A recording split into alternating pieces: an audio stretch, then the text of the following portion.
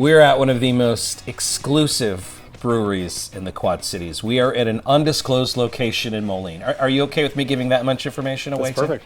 Yeah. Tim was on the show a long time ago, like 6 years ago, when we last had you on. And you are one of the people, when people ask me, like, favorite people, best stories over the years, you're the name that keeps coming up. Sweet. Let's remind everybody who maybe didn't watch the show 6 years ago, where we were at 6 years ago when we first had you on the show. We were at Goose Island and at their various locations. We were at their barrel warehouse. We were at their production facility. We were in some cool barrel-plated conference rooms. It was insane. Yeah. And that warehouse that we were at, it was like being in Raiders of the Lost Ark the last couple seconds of the movie. Seven Wonder of the World. Right? Yeah. Just a massive, massive complex. So you were a real big deal at Goose Island at the time.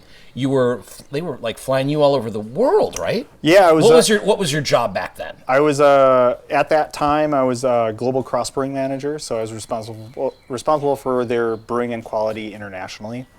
So we were brewing Goose IPA, 312, various other regionally specific brands in Argentina, Korea, in Australia, the UK, Belgium, China, everywhere. And it was your job to go around and make sure everything was up to snuff. Yep, have regular correspondence with all of them, at least do 1 or 2 site visits every year, and just make sure everything flavor matched back to Chicago. You have been you've had a lot of different roles. This all started really when you were a student at Augustana, yes? Yes, yeah. I actually have the original letter of the TLA saying, "Hey, we found your home brewery. We had to dump everything." Oh, wow. Yeah, it's up there. But I recovered, and here we are. You started Augustana. You get like an internship at Great River or something, right? Yep. And you were the guy who came up with the laboratory, the microscope. What was your... Yeah, I did a senior capstone project to just basically propose how to operate a lab for a brewery under 10,000 barrels, and then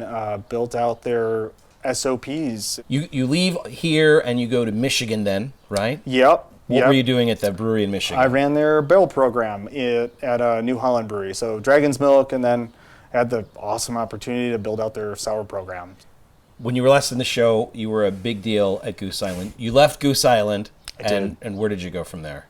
I was basically wanted to continue to hone in my potential weaknesses, as one would say, and learn how everybody was scrambling to figure out how to make seltzer, and where is the best place to figure out how to do that. It was White Claw and Mark Anthony Brewing. Oh, wow. Yeah, so I was their technical brewing manager.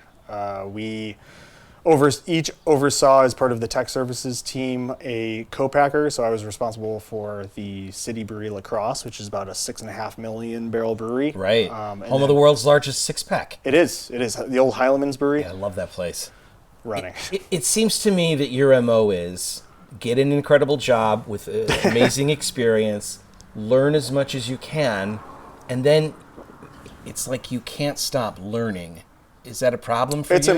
It's important. Yeah, I guess I can't. It would be very easy. If I were in those shoes, I would go, I know a lot about beer. I'm just going to keep doing this forever and ever. You have this hunger to keep learning about different things. I guess I can't be complacent. And that's why, I think a lot of these innovation roles have drawn my attention and whatnot.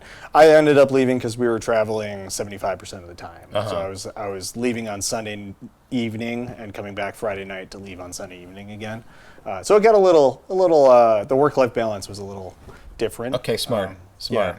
So I left with the intention to take a year off, and then a brewery up in Madison called, and they're like, "Hey, we want you to come run the plant, maybe help us get into a position for acquisition." And I took 3 months off and started at Octopi in October of 2022. And Octopi is a place that does a lot of contract brewing, or yep. Okay. It was so I got to be on the flip side of everything I had worked on up until then. So you're at Octopi for a long time in Madison. What happens next?